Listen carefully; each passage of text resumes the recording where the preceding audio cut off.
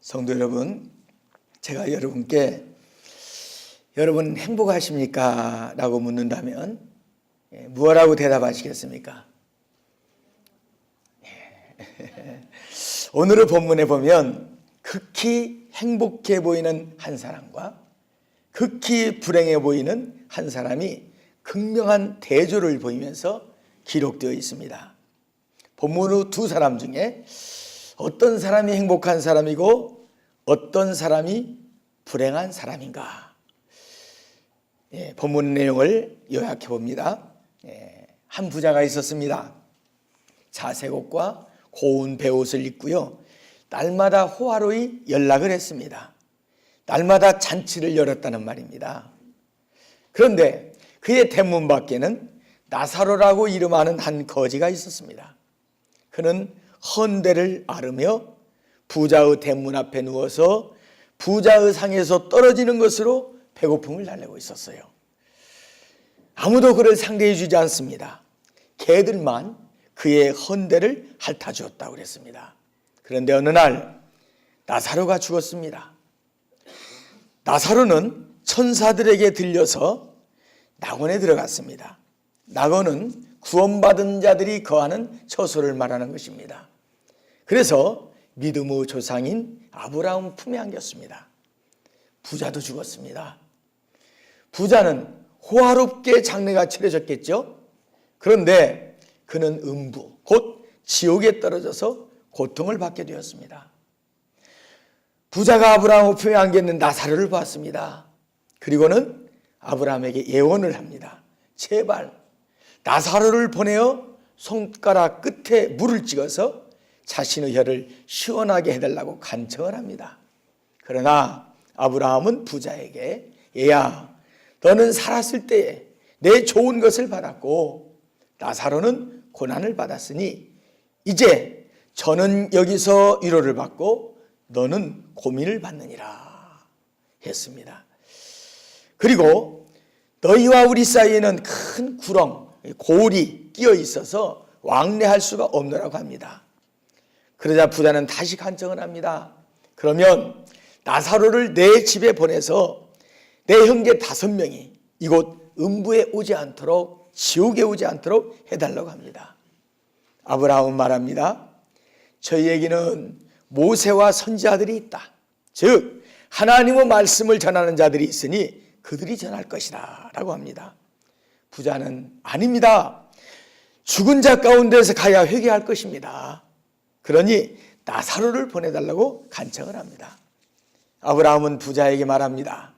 모세와 선지자들에게서 듣지 아니하면 비록 죽은 자 가운데서 살아난 자가 있을지라도 권함을 받지 아니하리라. 본문은 이렇게 아브라함의 말로서 끝나게 됩니다. 저는 본문을 묵상하면서 영원한 행복은 어떤 자가 누릴 수 있는가? 어떤 삶을 살아야 진정한 행복을 누릴 수 있는가라는 문제의 해답, 이 본문에서 발견할 수 있다고 믿습니다. 그래서 오늘은 행복의 조건이라는 제목으로 강론하면서 은혜를 받고자 합니다. 성도 여러분, 행복하기 위해서 갖춰야 될 첫 번째 조건 무엇이라고 생각합니까? 첫째, 자족할 줄 알아야 됩니다. 자족할 줄 알아야 됩니다. 본문의 부자는 호의호식했습니다. 좋은 옷을 입었습니다. 자색 옷을 입었다고 했는데요, 이 자색 옷은 폴피란이라는 값비싼 고급 겉옷인데 뼈 고등어라는 열대산 물고기 피로 염색을 했고요, 옷값은 노동자 34,000명의 임금에 맞먹는다고 합니다. 한 사람 일당, 요즘에 5만 원 일당은 노인 양반들 모시고 와서 5만 원씩 준다고 그래요. 5만 원 치고 5만 원으로 치면 그가 입었던 옷 한 벌값이 17억 원이에요. 17억 원. 고운 뱃옷은 비손이라는 것인데요, 애굽산 세마포로 만든 속옷입니다. 이 옷을 무게로 달아서 계산하면 같은 무게의 금값보다 2배나 비싼 것이랍니다. 그리고 또 화로이 연락했다고 했습니다. 매일 호합한 잔치를 벌였다는 것이죠. 그러니 얼마나 고급 음식만 먹고 살았겠습니까? 그런데 본문에는 부자가 행복했다는 말이나 그것을 표현하는 어떤 뉘앙스도 찾아볼 수가 없습니다. 바닷물을 마시면 더 갈증을 느끼는 것처럼 그는 쾌락을 좇았지만 만족하지는 못했습니다. 돈을 벌었지만 더 많은 돈을 벌고 싶어서 욕심에 사로잡혀 살았을 것입니다. 그리고 사후에는 뜨거운 지옥에서 혀를 적실 물 한 방울 넣지 못하는 가난뱅이, 가련한 신세가 되고 말았습니다. 자, 이제 나사로를 봅니다. 나사로는 거지였습니다. 본문 20절에 나사로라 이름한 한 거지가 있었다고 했으니까 그는 분명 거지였습니다. 그의 잠자리는 부자의 대문 앞이었습니다. 그가 먹은 음식은 부자의 상에서 떨어지는 것들이었습니다. 떨어지는 것이라는 단어는 던져지다, 팽개쳐지다라는 뜻을 갖고 있습니다. 부자가 던져버리는 것, 땅에 팽개치는 그 찌꺼기를 주워 먹고 살았다는 것입니다. 개들이 와서 그 헌대를 핥더라는 본문을 보니까 그는 옷을 거의 입지 못하고 살았나 봅니다. 입었다 해도 많은 부분의 맨살이 드러나는 누더기 옷을 걸치고 지냈던 것 같습니다. 그런데 본문에는 나사로 자신의 신세를 한탄했거나 불행했다는 말씀이 없어요. 25절 말씀대로 그가 고난의 삶을 살긴 했지만 그래도 불행을 호소하지는 않았습니다. 그리고 죽어서 천사들에게 받들려져 아브라함의 품에 들어가서 부자는 물 한 방울 얻지 못할 그 시간에 그는 부족함 없는 만족과 풍요를 누리게 되었습니다. 거지 나사로가 그러한 최악의 조건에서 불행을 호소하지 않고 살 수 있었던 것은 대문 앞 땅바닥에서 자고 그러한 쓰레기 같은 음식물을 먹어도 넝마 같은 누더기 옷을 입고 살아도 하나님 감사합니다 라고 자족할 수 있었기 때문인 줄로 믿습니다. 그러므로 사랑하는 성도 여러분, 행복하기 위해서 우리는 자족할 줄 알아야 합니다. 저와 여러분은 부자의 대문에 놓은 거지 나사로보다 그보다는 나은 삶을 살고 있지 않습니까? 우리가 먹는 것도, 우리의 잠자리도, 우리의 의복도 본문의 나사로보다는 훨씬 나은 것들이 아니냐는 말씀입니다. 자족하지 못하면 아무리 풍요로워도, 아무리 좋은 것을 먹고 입고 써도, 아무리 동방석을 깔고 살아도 행복할 수 없다는 것을 알고 이 시간 이만큼이라도 살 수 있도록 하시는 우리 하나님께 감사하시기를 바랍니다. 자족하며 감사하는 우리 성도들에게 더 큰 감사의 조건을 허락하시기를 예수님의 이름으로 축원합니다. 행복하기 위한 또 하나의 조건, 그것은 영혼이 건강해야 합니다. 영혼이 건강해야 합니다. 나사로는 거지였을 뿐 아니라 병자였습니다. 본문 20절을 보면 나사로라 이름한 한 거지가 헌대를 앓으며 했고요. 21절은 심지어 개들이 와서 그 헌대를 핥더라 했습니다. 그는 이렇듯 몸도 제대로 움직일 수 없는 불구자였습니다. 심한 피부병 환자였습니다. 그러나 그러한 처지에서도 하나님께 감사하며 나사로라는 이름, 즉 하나님의 도움을 받는 자라는 그의 이름의 뜻대로 하나님의 도움을 구하며 믿음을 갖고 살았습니다. 나사로의 영혼은 건강했습니다. 이렇게 건강한 영혼을 가진 나사로는 행복했습니다. 비록 그의 몸은 불구였지만, 심한 피부병 환자였지만 그는 건강인도 누릴 수 없는 영적 기쁨 가운데 살았던 사람입니다. 그리고 그의 영혼은 아브라함의 품에 안길 만큼 정결했습니다. 그런데 본문의 부자는 어땠습니까? 그는 육신은 건강했습니다. 잘 먹고 잘 살았으니까 살도 투실투실하게 올랐을 것이고요. 몸에 좋다는 보약을 달고 살았을 테니까 힘도 좋았을 것입니다. 그러나 그의 영혼은 중병을 앓고 있었습니다. 그러니 영적 고통을 당하며 살았을 것입니다. 하나님의 백성이라는 이스라엘 백성이었지만 하나님의 법을 무시했습니다. 율법의 약자 보호 규정을 지키지 않았습니다. 죽어가는 거지 병자를 보고도 관심을 두지 않고 그렇게 지낼 수 있는 영적 마비 상태였으며 양심 마비 상태였습니다. 그는 영적 중병을 앓고 있는 영적인 불구자였습니다. 그는 육신적으로는 깨끗한 했지만 영적으로는 부정한 피부병을 앓고 있는 환자였습니다.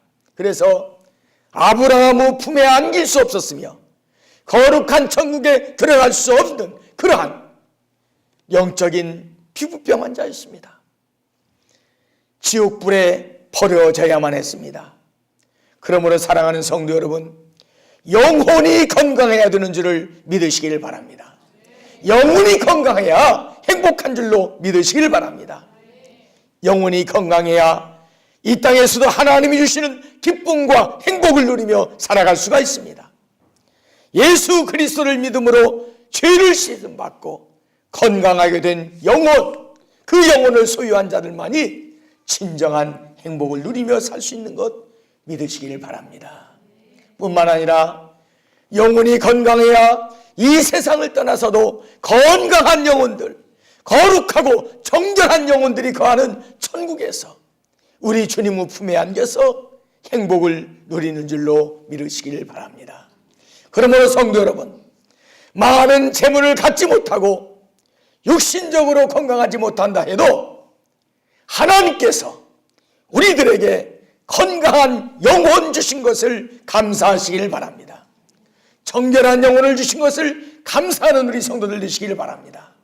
이렇게 감사하는 우리 성도들에게 이 땅에서도 진정한 행복을 누리게 하시고 저 천국에서도 영원한 행복을 누리게 하시기를 우리 주 예수님의 이름으로 축원합니다. 행복하기 위한 세 번째 조건, 그것은 내세의 소망이 있어야 합니다. 내세의 소망이. 본문의 나사로는 병들어 고통스럽고 육신적으로는 천한 삶을 살았지만 그는 아브라함의 자손이었습니다. 내세를 소망하는 믿음의 사람이었습니다. 그러기에 그는 천사들에게 받들려 올라가 아브라함 품에 안길 날, 즉 천국의 복락을 누릴 그날을 소망하며 살았습니다. 땅바닥에 누워서 버려진 음식을 먹고 살았지만 오직 하나님을 바라보며 믿음을 갖고 살았습니다. 저 천국에는 병들어 고통하는 일이 없고 배고파 고생하는 일도 없고 헐벗는 일도 멸시당하는 일도 없음을 믿고 그 나라를 소망하며 살았습니다. 그렇듯 내세의 소망을 갖고 사는 나사로는 현세의 고난에도 불구하고 절망에 빠져들지 아니했습니다. 그가 누워있는 큰 대문안 호화로운 집에 살고 있는 부자는 행복하지 못했지만 그러나 대문 밖 땅 위에 누운 그는 평안했습니다. 잔잔한 행복을 누리며 살았습니다. 그리고 그의 믿음대로, 그의 소망하던 대로 그가 죽으니 천사들에게 받들려서 천국에 입성했고 아브라함 품에 안겼던 것입니다. 즉 아브라함처럼 믿음으로 의롭다함을 받아서 하나님의 자녀된 성도들이 사는 영원한 천당에 들어가서 복락을 누리게 되었습니다. 그러나 본문의 부자는 전혀 내세 소망이 없이 살았습니다. 17억짜리 고급 옷을 구하여 입고 매 끼니마다 고급 음식을 준비시켜 먹고 매일같이 초호합한 잔치를 준비하여 먹고 마실 줄은 알았지만 잠깐 후면 닥치게 될 내세에 대한 준비는 어느 것 하나 하지 않았습니다. 그 많은 재산을 죽으면 썩어질 자기의 육신을 위해서만 쓸 줄 알았지 내세를 위해서는 전혀 준비하지 않았습니다. 이렇게 내세를 위하여 아무것도 준비하지 않았던 부자에게는 이 땅을 떠나니까 혀를 적실 물 한 방울도 제공되지 않았습니다. 지옥의 뜨거운 불구덩이만 그를 위하여 준비되어 있었습니다. 그러므로 사랑하는 성도 여러분, 이 땅에서 힘들고 어렵게 살고 있더라도 내세의 소망을 두고 살아가는 여러분 되시기를 바랍니다. 지금은 좋은 집에서 살지 못하고 호의호식을 못한다 해도 육신은 불구요 병들어 있다 할지라도 하나님을 사랑할 줄 아는 영혼을, 그 영혼 주신 하나님께 감사하면서 저 천국의 복락을 소망하며 살아가시길 바랍니다. 그리고 잠깐이면 지나갈 이 세상의 산만을 준비하지 말고 죽으면 썩어질 육신만을 위해 살지 말고 저 천국에서 상받고 저 천국에서 풍요를 누리도록 어려운 이웃을 돕고 하나님의 일에 힘쓰는 사랑하는 여러분 되시기를 바랍니다.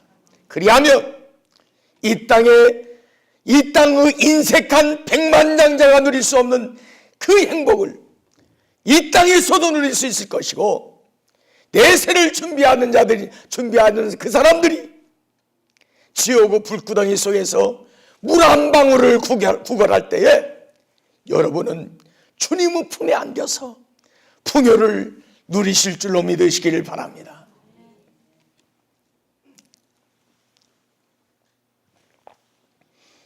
이제 저는 어떤 장애인 시설에 수용되어 있는 어떤 분의 시 한 편 소개하고 오늘의 강론을 마치려고 합니다. 이분은요 23년 동안 손끝 한번 움직이지 못한 그런 사람입니다. 볼 수도 없는 맹인입니다. 꼼짝 못하고 누워있는 전신마비 장애인입니다. 그러면서도 나는 행복합니다 라는 제목의 시를 지어서 낭송하는 배영희 씨라는 여자분입니다. 배영희 씨는 1961년 서울 정릉에서 출생했습니다. 아버지는 나염계통의 간해공음을 하는 그런 분이었습니다. 1978년 중학교를 졸업할 무렵부터 몸에 이상이 생겼습니다. 온몸에 힘이 빠져갑니다. 그래서 고등학교 진학을 포기했습니다. 2년간 학업을 중단했어요. 그러나 너무나 공부하고 싶어서 80년에 서울 배성여상 야간에 다시 진학했습니다. 이때 친구들은 졸업반이었지만 그는 1학년에 입학을 했습니다. 그런데 그해 10월 23일 아침에 일어나니 앞이 보이지 않습니다. 하룻밤 사이에 실명을 해버렸습니다. 결핵성 뇌막염에 걸렸기 때문이었습니다. 눈을 고쳐보려고 이 병원 저 병원을 다 다녔습니다. 그러나 이미 시신경이 다 죽어서 시력을 회복할 수가 없었습니다. 이때가 19살이었습니다. 그리고 84년 여름에는 아버지도 돌아가셨습니다. 아버지가 돌아가신 그해 어느 날 베갯잇을 만들려고 헝겊에 칼질을 했어요. 헝겊이 잘 잘려지지 않아서 여러 번 칼질을 했답니다. 그런데 옆에 있던 사람들이 칠겁을 하고 소리를 칩니다. 헝겊에 칼질을 한다고 배영희 씨 자신의 손등에 계속해서 칼질을 하고 있었던 것입니다. 이미 손의 신경이 마비되어서 손등에 칼질을 해도 아픔을 느낄 수가 없었습니다. 신경마비 증세가 차츰 전신으로 퍼져갔습니다. 걸을 수 없게 되었고 그래서 기어다녔습니다. 그러다가 결국은 전신마비가 되어서 장애인 수용소에 부동의 몸으로 누워있게 되었습니다. 제가 그분이 수용되어 있는 시설을 방문했을 당시에 그의 체중은 29kg, 바싹 마른 몸이었습니다. 보지도 못합니다. 손도 발도 움직이지 못합니다. 몸에 감각이 없습니다. 다만 말하고 듣고 생각할 뿐이에요. 이제 배영희 씨가 입으로 불러 쓰게 한 시 제가 읽어드립니다. 제목은 나는 행복합니다. 나는 행복합니다가 그 시의 제목입니다. 나는 행복합니다. 아무것도 가진 것 없고 아무것도 아는 것 없고 건강조차 없는 작은 몸이지만 나는 행복합니다. 세상에서 지을 수 있는 죄악 피해갈 수 있도록 이 몸 묶어주시고 위롭지 않도록 당신 느낌 주시니 나는 행복합니다. 말할 수 있고 들을 수 있고 생각할 수 있는 세 가지 남은 것은 천상을 위해서만 쓰여질 것입니다. 그래도 소담스레 웃을 수 있는 여유는 그런 사랑에 쓰여진 때문입니다. 나는 행복합니다. 나는 행복합니다. 23년간 나무 토막처럼 누워있는 전신마비 장애인이 또 시각장애인인 배영희 씨가 쓴 시가 행복하답니다. 나는 행복하답니다. 성도 여러분, 행복하십니까? 여러분 행복하십니까? 본문의 거지 나사로보다는 전신마비 장애인 배영희 씨보다는 저와 여러분이 더 나은 형편에 있지 않습니까? 그런데도 불행하게 느껴지고 자신이 처량하게 느껴진다면 그 이유는 무엇이겠습니까? 성도 여러분, 자족하시기를 바랍니다. 욕심을 버리시기를 바랍니다. 지금 죽어도 하나님의 품에 안길 수 있는 건강한 영혼을 주신 하나님께 감사하시기를 바랍니다. 늘 회개하여 정결한 영혼의 사람이 되시기를 바랍니다. 잠시 잠깐이면 벗어버릴 이 땅의 내 모습만 바라보며 한탄하지 말고 천상에서 주님과 동행하는 여러분의 모습을 생각하고 찬송하는 여러분 되시기를 바랍니다. 우리 모든 성도님들이 자족하며 살아가시고 정결한 영혼으로 살아가시고 천국을 소망하며 살아감으로 이 땅에서도 행복한 성도 되어 살아가시고 천상에서 주님과 더불어 영원한 행복, 영원한 행복을 누리며 살아가는 복된 성도들 되시기를 예수님의 이름으로 축원합니다.